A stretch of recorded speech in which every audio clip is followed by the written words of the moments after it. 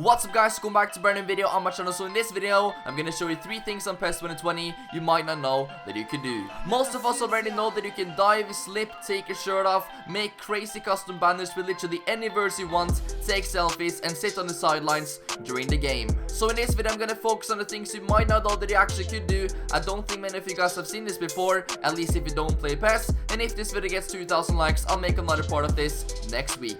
There is a very unique way of taking free kicks in PES 2020, and this is one of the best ones. It's basically called Freekick Taking quickly. You take the free kick with literally no run up at all, and for some reason, it's one of the most effective free kicks in the game. As you can see from these free kicks, it doesn't even seem like the players are putting that much power behind the ball whatsoever. It almost looks like they're just chipping it above the wall, and then it goes in, simple as that. Now the thing about this free kick, you can actually score from like 35 yards very easily. I'm not too sure why the keepers don't do too well with this free kick. Maybe they're not expecting the run up, I'm not too sure.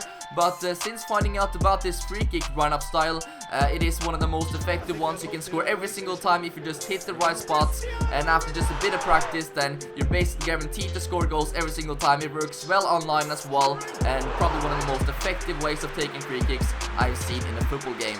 If you score the winning goal, then at the time, you're going to be able to unlock some unique celebrations. The first one, we can see Coutinho scoring the goal, running up to the bench, and literally the whole team starts jumping up with each other. You see the physio, you see the staff, the manager, the players, everyone, it is just going crazy. So that is a very cool, unique celebration right there when scoring the winning goal. They also have this one, which is by far my favorite celebration in any video game ever. We can see Messi standing on the advertising boards, and he also have a perspective from the fans' point of view, which just looks so cool. And this is obviously a recreation from when the Barcelona celebrations after they made that insane comeback against the PSG a few years ago in the Champions League. And yeah, this celebration right there is absolutely insane. I wish we could see something similar on FIFA as well. And then we have this one, which is also pretty funny, literally just jumping into the crowd, easy as that, winning celebrations, crazy scenes. And you can also see some of the fans there in the background, literally not wearing any shirt or anything. I'm not too sure why, but you know, the details in PES are just really funny. So that is some really cool, unique celebrations that's only gonna happen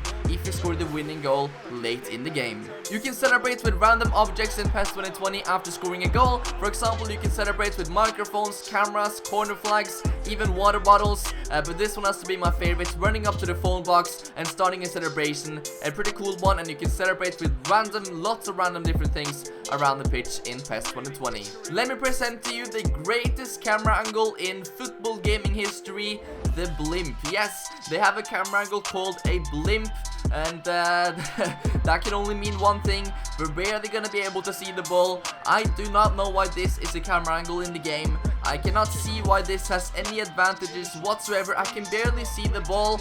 I'm not too sure if I used a bad ball or something, but I could barely see the ball. I have no idea why this camera angle is in the game. Someone has to explain that. I think the only good thing about this camera angle is that you actually get a pretty good tactical view. You basically get to see the whole pitch, so that obviously gives you a good overview of what needs to be maybe changed or something in the game.